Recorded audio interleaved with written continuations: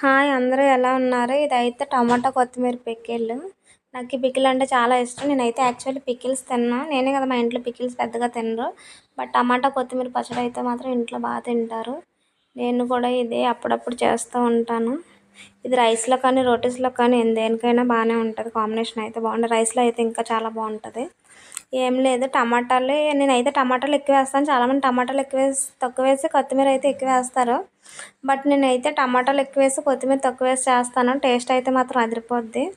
మీరు ట్రై చేయండి. ఏం లేదు, ముందైతే కొత్తిమీర టమాటాలు వేరే సెపరేట్ కట్ చేసుకొని ఒక పాన్లోనే జీరా వేసి దాంట్లో కొత్తిమీర ఫ్రై చేయాలి. తర్వాత పచ్చిమిర్చి వేయాలి.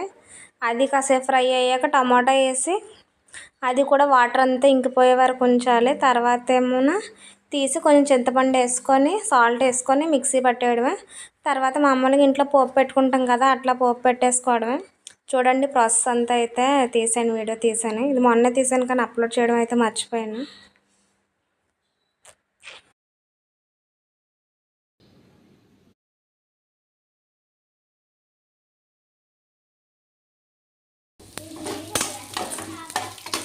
Blue colour